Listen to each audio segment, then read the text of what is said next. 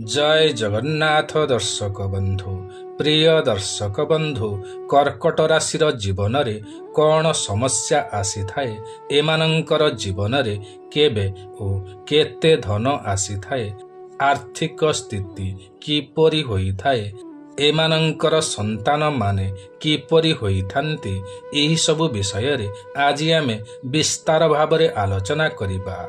प्रिय दर्शक बंधु आपण माने देखुछंती ओडिया ज्ञान सागर यूट्यूब चैनल। एही ओडिया ज्ञान सागर यूट्यूब चैनल रे आपण मानंकु स्वागत। प्रिय दर्शक बंधु कर्कट राशिर व्यक्ति माने अति सरल ओ बुद्धिमान होइथांती अर्थात एमाने सबु किछि जानि पारंती बा जानि थांती किंतु काहारी को किछि मुह खोलिकी कहिबाकू पसंद करंती नाही एवं एमाने अत्यंत भावुक होइथांती। यात्रा सीरियल सिनेमा देखिकी एमाने कांदी पकांती कारण कर्कट राशिर अधिपति ग्रह हेउछंती चंद्रदेव। चंद्रदेव 15 दिन क्षय जाइथांती एवं 15 दिन पूर्ण होइथांती। एणु कर्कट राशिर व्यक्ति मानंकर जीवन रे धन तो आसी थाए उन्नति भी आसी थाए किंतु धीरे धीरे बा रही रही आसी थाए किंतु एमाने एमानंकर जीवन रे बहुत उन्नति करिथांती। कर्कट राशिर व्यक्ति मानंकर शारीरिक गठन एमाने मध्यम उच्चता विशिष्ट होइथांती। शरीर एमानंकर हृष्टपृष्ट होइथाए एवं सरल विचारर होइथांती। कथाबार्ता करिबा समय रे एमाने भावुक होई पड़ंती। एहा ही एमानंकर कमजोरी अटे। एमाने भावनार तो बही जाती किंतु एमानंकर भावना को केही भी सम्मान दियंती नाही। एमाने हृदयरु बहुत कोमल होइथांती। लोकमानंकु साहाय्य ओ सहयोग करिबा एमानंकर एक विशेष गुण अटे। एमिति कि निजर क्षति घटाई बा लोकसानी करिकी मध्य लोकमानंकु साहाय्य करिथांती। कर्कट राशिर पिलामाने पाठ पढ़ारे तीक्ष्ण होइथांती किंतु बहुत साधा सीधा ओ सरल विचारर होइथांती। बेले बेले एहा देखा जाइछि कि कर्कट राशिर पिलामानंकु अबा व्यक्ति मानंकु केही समस्या रे पकाइछि तो एमाने ताहाकु मुरुकी हसा मारी टाळी दियंती। एहा नुहे कि एमाने दुर्बल अटंती बरं नाग साप परी सेतिकी आघात न आसिबा जाए एमाने चोट मारंती नाही बा जवाब दियंती नाही। जेबे एमाने उग्र हुअंती तो बहुत भयानक होइथांती। शरीररु एमाने हृष्टपृष्ट होइथांती। कलह झगड़ा ठारू निजकु एमाने दूरेई रखंती किंतु एमाने मिछ निंदा मिछ अपवाद पाइले अबा अजथारे केही एमानंकु हैरान कले ताहार प्रतिवाद करिथांती एवं एमानंकर सही उग्र रूप को देखी एमानंकर शत्रु माने भयभीत होई जांती।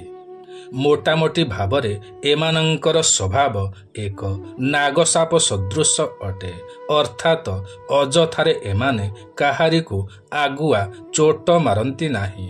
जदि केही सेतिकी आघात दिए तो ताकू इटार जवाब पत्थर रे देइथांती।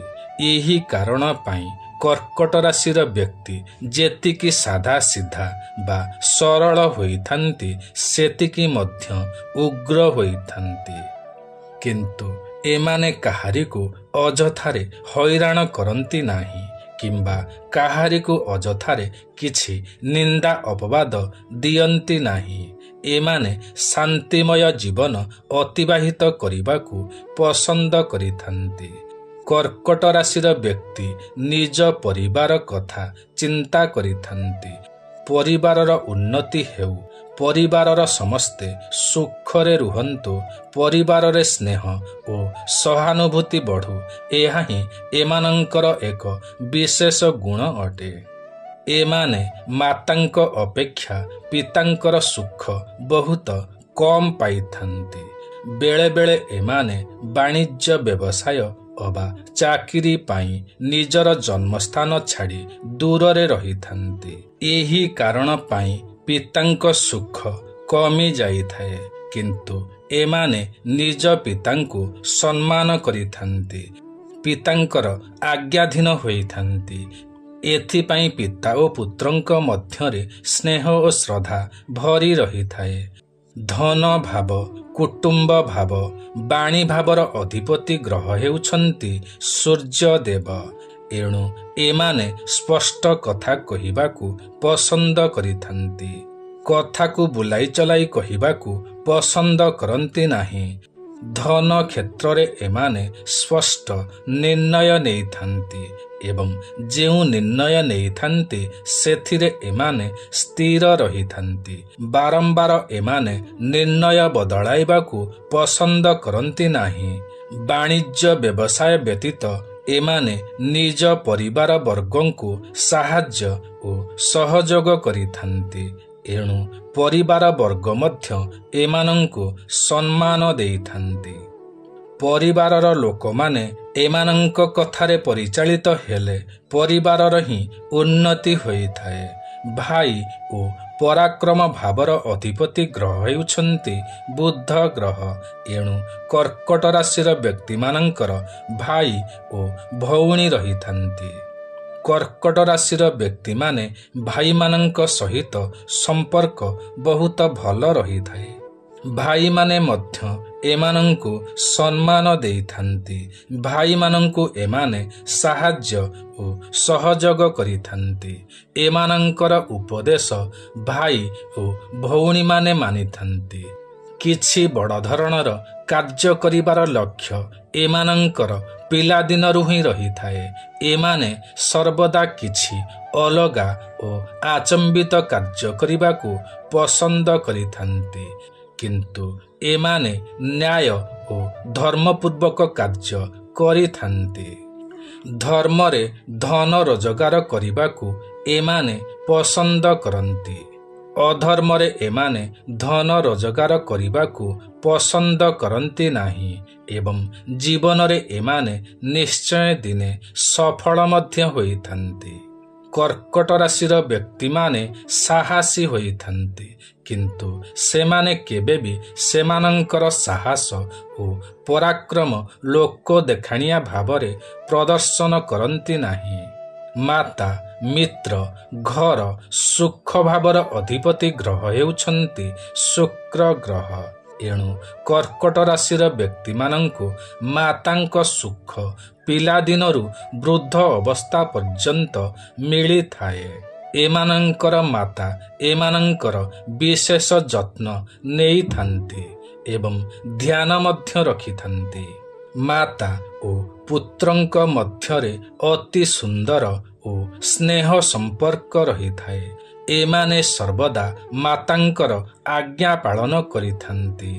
एमानंकर बहु मित्र होइथांती एवं एमाने मित्र मानंक सहित स्नेह ओ श्रद्धापूर्वक कथा हुअन्ती। मित्र मानंकु साहाय्य ओ सहयोग करिथांती। बेले बेले एमाने मित्र मानंक ठारू धोखा मध्य खाइथांती, तथापि मध्य मित्र मानंकु एमाने भूल बुझंती नाही। जानबाहन दृष्टिरु देखिले एमाने पिला दिनरु बड़ भाग्यवान होइथांती, कारण पिला दिनरु एमानंकु बाहन सुख मिलिथाए। 26 रु 28 वर्ष मध्यरे जानबाहन किनिथांती। भल जानबाहन बा गाड़ी रखिबा एमानंकर एक शौक होइथाए। घर दृष्टिरु देखिले एमाने भाग्यवान होइथांती। एमाने बड़ बड़ घर तैयारी करिथांती एवं घर को बड़ सुंदर भाबरे मध्य सजाई थांती एवं सफा सुतुरा एमानंकु पसंद होइथाए। एणु घर द्वार को सफा सुतुरा रखिथांती। विद्या, संतान, बुद्धि भावर अधिपति ग्रह हेउछंती मंगल ग्रह। एणु एमानंकर संतान माने बड़ साहसी होइथांती एवं भल पाठ मध्य पढ़िथांती। ପିଲାମାନଙ୍କୁ ଶିକ୍ଷିତ କରିବା ପାଇଁ ଏମାନେ ସମସ୍ତ ଚେଷ୍ଟା କରିଥାନ୍ତି। ଏଥିପାଇଁ ପିଲାମାନେ ଶିକ୍ଷା କ୍ଷେତ୍ରରେ ସଫଳ ହୋଇଥାନ୍ତି ଏବଂ ନିଜ ଗୋଡ଼ରେ ଠିଆ ହୋଇଥାନ୍ତି। ଏମାନଙ୍କୁ ପୁତ୍ର ଓ କନ୍ୟା ସନ୍ତାନ ପ୍ରାପ୍ତି ହୋଇଥାଏ। ଏମାନଙ୍କର ସନ୍ତାନମାନେ ଅତ୍ୟନ୍ତ ସୁନ୍ଦର ହୋଇଥାନ୍ତି ଓ ଡେଙ୍ଗା ମଧ୍ୟ ହୋଇଥାନ୍ତି। ସନ୍ତାନମାନେ ଏମାନଙ୍କୁ ସାହାଯ୍ୟ ଓ ସହଯୋଗ ମଧ୍ୟ କରିଥାନ୍ତି। କର୍କଟ ରାଶିର ବ୍ୟକ୍ତିମାନେ ନିଜ ଦେଶକୁ ବହୁତ ଭଲ ପାଇଥାନ୍ତି ବା ଦେଶପ୍ରେମୀ ହୋଇଥାନ୍ତି। ଦେଶର ଉନ୍ନତି ହେଉ, ପରିବାରର ଉନ୍ନତି ହେଉ, ଏହି ଇଚ୍ଛା ଏମାନଙ୍କର ପିଲାଦିନରୁ ହିଁ ରହିଥାଏ। ଶିକ୍ଷା କ୍ଷେତ୍ରରେ ଏମାନେ ବହୁତ ପରିଶ୍ରମ କରିପାରନ୍ତି ନାହିଁ, ତଥାପି ମଧ୍ୟ ଏମାନେ ଶିକ୍ଷିତ ହୋଇଥାନ୍ତି, ଉଚ୍ଚ ପଦ ପ୍ରତିଷ୍ଠା ପାଇଥାନ୍ତି। ଏମାନେ ବିଶ୍ରାମ ପ୍ରିୟ ହୋଇଥାନ୍ତି, ଏଣୁ କଠିନ ପରିଶ୍ରମ କର୍ମ କରିପାରନ୍ତି ନାହିଁ। ଏହା ସହିତ ଏମାନେ ସ୍ୱାଧୀନ କର୍ମ କରିବାକୁ ପସନ୍ଦ କରିଥାନ୍ତି। କାହାରି ଆଦେଶରେ, କାହାରି ନିର୍ଦ୍ଦେଶରେ କାର୍ଯ୍ୟ କରିବାକୁ ଏମାନେ ପସନ୍ଦ କରନ୍ତି ନାହିଁ। ଚାକିରି କରିଥିଲେ ଏବଂ ଚାକିରିଟି ନିଜ ପସନ୍ଦର ହୋଇନଥିଲେ ତୁରନ୍ତ ଚାକିରି ଛାଡ଼ି ଦିଅନ୍ତି ଅବା ଚାକିରି ବଦଳାଇ ଦିଅନ୍ତି। ଚାକିରିରେ ହେଉ ଅବା କୌଣସି କାର୍ଯ୍ୟ ହେଉ, ଅନ୍ୟର ହସ୍ତକ୍ଷେପ ଏମାନଙ୍କର ପସନ୍ଦ ହୋଇନଥାଏ। ଏଣୁ ଏମାନେ ସ୍ୱାଧୀନ କର୍ମ ବା ସ୍ୱାଧୀନ ଚାକିରି କରିବାକୁ ପସନ୍ଦ କରିଥାନ୍ତି। ରୋଗ, ଋଣ ଓ ଶତ୍ରୁଭାବର ଅଧିପତି ଗ୍ରହ ହେଉଛନ୍ତି ବୃହସ୍ପତି ଗ୍ରହ। ଏଣୁ ଏମାନେ କରଜ ନେବା କିମ୍ବା କରଜ ଦେବା ପାଇଁ ଆଗପଛ ବିଚାର କରି କରଜ ନେବା ଉଚିତ ଅବା କରଜ ଦେବା ଉଚିତ, ନଚେତ ବହୁତ ସମସ୍ୟା ଦେଖାଦେଇଥାଏ। ଏମାନେ ଧାର୍ମିକ ହୋଇଥାନ୍ତି। ଏମାନଙ୍କ ପାଖରେ ଧର୍ମଜ୍ଞାନ ରହିଥାଏ। ଏମାନେ ଗରିବ ଅସହାୟ ଲୋକମାନଙ୍କୁ ସାହାଯ୍ୟ ଓ ସହଯୋଗ କରିଥାନ୍ତି। ଯଦିବା ସାହାଯ୍ୟ କରିପାରନ୍ତି ନାହିଁ, ତଥାପି କାହାରି ଅନିଷ୍ଟ ଚିନ୍ତା କରନ୍ତି ନାହିଁ, ବରଂ ଗରିବ ଅସହାୟ ବ୍ୟକ୍ତିମାନଙ୍କର ଶୁଭ ଚିନ୍ତକ ହୋଇଥାନ୍ତି। ଏମାନଙ୍କର ପେଟ ରୋଗ ସମସ୍ୟା ଓ ଥଣ୍ଡା ରୋଗ ସମସ୍ୟା ଲାଗି ରହିଥାଏ। ବିବାହ ଓ ବୈବାହିକ ସୁଖ, ବ୍ୟବସାୟ ଭାବର ଅଧିପତି ଗ୍ରହ ହେଉଛନ୍ତି ଶନିଦେବ। ଏଣୁ ଏମାନଙ୍କର ବିବାହ ଖୁବ୍ ଶୀଘ୍ର ହୋଇଯାଇଥାଏ ଅବା ଉଚିତ ସମୟ ଭିତରେ ହୋଇଯାଇଥାଏ। 24ରୁ 28 ବର୍ଷ ମଧ୍ୟରେ ବିବାହ ହୋଇଯାଇଥାଏ। ଏମାନଙ୍କର ପତ୍ନୀ ବହୁତ ବୁଦ୍ଧିମତୀ ହୋଇଥାନ୍ତି, ଯତ୍ନଶୀଳ ହୋଇଥାନ୍ତି, ପରିବାରର ଦେଖାଶୁଣା କରିଥାନ୍ତି। ଏଣୁ ଏମାନେ ନିଜ ପତ୍ନୀକୁ ବହୁତ ଭଲ ପାଇଥାନ୍ତି। ଏମାନଙ୍କର ପତ୍ନୀ ସୁନ୍ଦର ହୋଇଥାନ୍ତି ଏବଂ ମଧୁରଭାଷୀ ହୋଇଥାନ୍ତି। ଗୃହ କାର୍ଯ୍ୟରେ ନିପୁଣ ହୋଇଥାନ୍ତି। କର୍କଟ ରାଶିର ବ୍ୟକ୍ତିମାନେ ପିଲାଦିନରୁ ଆରାମ ପ୍ରିୟ ହୋଇଥାନ୍ତି ବା ଆରାମ କରିଥାନ୍ତି, କିନ୍ତୁ ବିବାହ ପରେ ଏମାନଙ୍କର ଜୀବନରେ ପ୍ରକୃତ ପରୀକ୍ଷା ଆରମ୍ଭ ହୋଇଥାଏ। ଏମାନେ ଆର୍ଥିକ ସମସ୍ୟାରେ ପଡ଼ିଯାଆନ୍ତି, କିନ୍ତୁ ଏମାନେ କେବେ ବି ନିଜର ଧୈର୍ଯ୍ୟ ଶକ୍ତି ହରାନ୍ତି ନାହିଁ। ଏଥିପାଇଁ ଏମାନଙ୍କର ପତ୍ନୀ ଏମାନଙ୍କୁ ସାହସ ବା ଦମ୍ଭ ଦେଇଥାନ୍ତି, ଯାହାଦ୍ୱାରା କି ଏମାନଙ୍କର ଅଟକି ରହିଥିବା କାର୍ଯ୍ୟ ଧୀରେ ଧୀରେ ପୂରଣ ହୋଇଥାଏ। ଏମାନେ ଯେବେ ଜୀବନରେ ଉନ୍ନତିର ଶୀର୍ଷରେ ପହଞ୍ଚି ଯାଆନ୍ତି ତ ଆଉ ପଛକୁ ଫେରନ୍ତି ନାହିଁ। ଦୁର୍ଘଟଣା ଓ ମୃତ୍ୟୁଭାବର ଅଧିପତି ଗ୍ରହ ହେଉଛନ୍ତି ଶନିଦେବ। ଏମାନେ ଯାନବାହନ ଚଳାଇବା ସମୟରେ ସଚେତନ ରହିଥାନ୍ତି। ଦ୍ରୁତ ଗତିରେ ଗାଡ଼ି ଚଳାଇବାକୁ ପସନ୍ଦ କରନ୍ତି ନାହିଁ। ଏଣୁ ଦୁର୍ଘଟଣା ଆଦି ବହୁତ କମ ଦେଖିବାକୁ ମିଳିଥାଏ ଏବଂ ଏମାନଙ୍କର ଆୟୁଷ କାଳ ଲମ୍ବା ହୋଇଥାଏ। ଧର୍ମ ଓ ଭାଗ୍ୟ ଭାବର ଅଧିପତି ଗ୍ରହ ହେଉଛନ୍ତି ଦେବଗୁରୁ ବୃହସ୍ପତି। ଏଣୁ କର୍କଟ ରାଶିର ବ୍ୟକ୍ତିମାନେ ପିଲାଦିନରୁ ବଡ଼ ଧାର୍ମିକ ସ୍ୱଭାବର ହୋଇଥାନ୍ତି। ଏମାନେ ନିୟମିତ ପୂଜାପାଠ କରିଥାନ୍ତି। ଦୂର ଦୂରାନ୍ତର ତୀର୍ଥ ଭ୍ରମଣ ଆଦି କରିଥାନ୍ତି। ସମୟ ସମୟରେ ଦାନ ଧର୍ମ କରିଥାନ୍ତି। ସମୟ ସମୟରେ ଧାର୍ମିକ କାର୍ଯ୍ୟ ଆୟୋଜନ କରିଥାନ୍ତି, ଯଥା ହୋମ ଯଜ୍ଞ ନାମ ସଂକୀର୍ତ୍ତନ ଆଦି ଆୟୋଜନ କରିଥାନ୍ତି। ଏହା ଏମାନଙ୍କର ଜୀବନର ଏକ ବିଶେଷ ଗୁଣ ଅଟେ। ଏମାନେ ପୂଜାପାଠ କରିବା ଦ୍ୱାରା ଏମାନଙ୍କର ଧର୍ମଶାସ୍ତ୍ର ଆଦି ଜ୍ଞାନ ବୃଦ୍ଧି ହୋଇଥାଏ ଅଥବା ଏକ ପଣ୍ଡିତ ସ୍ୱଭାବର ହୋଇଥାନ୍ତି। ଭଲ ମନ୍ତ୍ର ଶ୍ଲୋକ ଆଦି ଏମାନଙ୍କର କଣ୍ଠସ୍ଥ ହୋଇଥାଏ ଏବଂ ଏମାନେ ବଡ଼ ଧ୍ୟାନପୂର୍ବକ ପୂଜାପାଠ କରିଥାନ୍ତି। ପୂଜାରେ କୌଣସି ବି ବିଘ୍ନ ଘଟିଗଲେ ଏମାନେ ବହୁତ କ୍ରୋଧିତ ହୋଇଯାଆନ୍ତି। ଏମାନେ ସପରିବାରଙ୍କ ସହିତ ତୀର୍ଥ ଭ୍ରମଣ ଆଦି କରିଥାନ୍ତି। ତୀର୍ଥ ଭ୍ରମଣ କରିବା ଦ୍ୱାରା ଏମାନଙ୍କର ମନୋବଳ ବୃଦ୍ଧି ହୋଇଥାଏ। ଏମାନଙ୍କର ଭାଗ୍ୟୋଦୟ ହୋଇଥାଏ ଏବଂ ଏମାନେ ସାରା ଜୀବନ ତୀର୍ଥ ଭ୍ରମଣ ଧାର୍ମିକ କାର୍ଯ୍ୟ ଆଦି କରିଥାନ୍ତି। ପିତା ମାନ ସମ୍ମାନ ସିଦ୍ଧି ପଦ ପ୍ରତିଷ୍ଠା ଭାବର ଅଧିପତି ଗ୍ରହ ହେଉଛନ୍ତି ମଙ୍ଗଳ ଗ୍ରହ। ଏଣୁ ଏମାନେ ଏମାନଙ୍କର କାର୍ଯ୍ୟରେ ଅଳସୁଆ ହୁଅନ୍ତି ନାହିଁ, ପରିଶ୍ରମ କରିଥାନ୍ତି। ବାଣିଜ୍ୟ ବ୍ୟବସାୟରେ ସଚୋଟ ହୋଇଥାନ୍ତି। ଚାକିରି କ୍ଷେତ୍ରରେ ମଧ୍ୟ ଏମାନେ ବହୁତ ପରିଶ୍ରମ କରିଥାନ୍ତି, କିନ୍ତୁ ଏମାନଙ୍କର ପ୍ରମୋଶନରେ ବ୍ୟାଘାତ ଘଟିଲେ ଏମାନେ କ୍ରୋଧିତ ହୋଇଥାନ୍ତି। ଏମାନେ ନିଜର ସତ୍ୟ ପାଇଁ କେବେ ବି ହାର ମାନନ୍ତି ନାହିଁ ବା କାହାରି ସମ୍ମୁଖରେ ମୁଣ୍ଡ ନୁଆନ୍ତି ନାହିଁ। ଚାକିରି କ୍ଷେତ୍ରରେ ଏମାନେ ସମସ୍ତଙ୍କର ମନ ନେଇ ଚଳିଥାନ୍ତି, ସମସ୍ତଙ୍କର ପ୍ରିୟ ହୋଇଥାନ୍ତି, ସମସ୍ତଙ୍କୁ ସମ୍ମାନ କରିଥାନ୍ତି, କିନ୍ତୁ କାହାରି ସତ ମିଛ ବା ଚୁଗୁଲି କଥାକୁ ଏମାନେ ପସନ୍ଦ କରନ୍ତି ନାହିଁ। ଏମାନଙ୍କର ପିତା ଧନୀ ହୋଇଥାନ୍ତି, ବାଣିଜ୍ୟ ବ୍ୟବସାୟରେ ଉନ୍ନତି କରିଥାନ୍ତି, ଚାକିରି କ୍ଷେତ୍ରରେ ମଧ୍ୟ ଉନ୍ନତି କରିଥାନ୍ତି। ନିଜ ପିତାଙ୍କ ସ୍ୱଭାବ ଏମାନଙ୍କ ଠାରେ ଦେଖିବାକୁ ମିଳିଥାଏ। ଲାଭ ଓ ବଡ଼ ଭାଇ ଭାବର ଅଧିପତି ଗ୍ରହ ହେଉଛନ୍ତି ଶୁକ୍ର ଗ୍ରହ। ଏଣୁ ବାଣିଜ୍ୟ ବ୍ୟବସାୟରେ ଏମାନେ ଲାଭ ପ୍ରାପ୍ତି କରିଥାନ୍ତି। ଏମାନେ ଜମିବାଡ଼ି କିଣିବାରେ ଉତ୍ସାହିତ ହୋଇଥାନ୍ତି।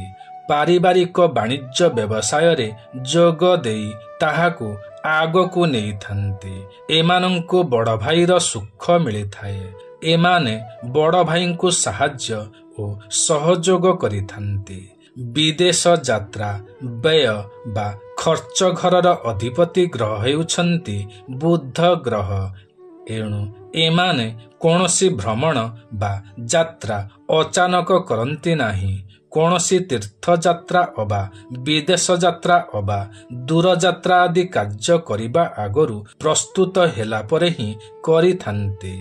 ତୀର୍ଥ ଭ୍ରମଣ ଆଦିରେ ଏମାନଙ୍କର ଖର୍ଚ୍ଚ ହୋଇଥାଏ, କିନ୍ତୁ କୌଣସି ଅଯଥା ଖର୍ଚ୍ଚ ହୋଇନଥାଏ। କର୍କଟ ରାଶିର ବ୍ୟକ୍ତିମାନେ ନିଜ ପରିବାରରେ ସର୍ବଶ୍ରେଷ୍ଠ ହୋଇଥାନ୍ତି, ବୁଦ୍ଧିମାନ ହୋଇଥାନ୍ତି ଏବଂ ପରିବାରର ସହାୟକ ହୋଇଥାନ୍ତି। କର୍କଟ ରାଶିର ବ୍ୟକ୍ତିମାନଙ୍କର ଶୁଭ ବାର ହେଉଛି ସୋମବାର। ଶୁଭ ଗ୍ରହ ହେଉଛନ୍ତି ଚନ୍ଦ୍ରଦେବ ଏବଂ ଶୁଭ ଦେବତା ହେଉଛନ୍ତି ଭଗବାନ ଶିବ। ଶୁଭ ରଙ୍ଗ ହେଉଛି ଧଳା ରଙ୍ଗ। ଏଣୁ ଧଳା ରଙ୍ଗର ବସ୍ତ୍ର, ରୁମାଲ ଓ ସୂତା ଆଦି ଶରୀରରେ ଧାରଣ କଲେ ଶୁଭ ହୋଇଥାଏ ଏବଂ ଶାନ୍ତି ମିଳିଥାଏ। ଶିବ ପାର୍ବତୀ ଓ ଗଣେଶଙ୍କର ପୂଜାପାଠ କଲେ ଜୀବନରେ ବହୁତ ଉନ୍ନତି ପ୍ରାପ୍ତି ହୋଇଥାଏ। ଶୁଭ ରତ୍ନ ମୋତି ଅଟେ ଏବଂ ରୂପା ଅଟେ। ଏହାକୁ କନିଷ୍ଠ ଅଙ୍ଗୁଳିରେ ଧାରଣ କଲେ ଅତ୍ୟନ୍ତ ଶୁଭ ହୋଇଥାଏ। ତେବେ ପ୍ରିୟ ଦର୍ଶକ ବନ୍ଧୁ, आजिर एही कार्यक्रमटी आपणଙ୍କୁ किपरि लागिला निश्चय कमेंट करी जणाइबे। जदि आजिर एही कार्यक्रमटी आपणଙ୍କୁ पसंद आसी थाए तेबे गोटिए लाइक निश्चय करिबे। जदि आपण आमर एही यूट्यूब चैनल ओडिया ज्ञान सागर रे नुआ अटंती अबा एजाए आमर एही यूट्यूब चैनल ओडिया ज्ञान सागर को सब्सक्राइब करि नाहंती तो तुरंत सब्सक्राइब करि नियंतु, कारण आमर एही यूट्यूब चैनल ओडिया ज्ञान सागर रे एही परि अनेक भल भल वीडियो मान सर्वदा अपलोड करा जाई थाए, जहा कि आपणकर ज्ञानर सीमा को बढ़ाई थाए। तेबे प्रिय दर्शक बंधु आजि पई एतिकी, पुणी देखा हेबो आसंता नुआ एक कार्यक्रम रे। से पर्यंत आमको विदाय दियंतु। जय जगन्नाथ दर्शक बंधु।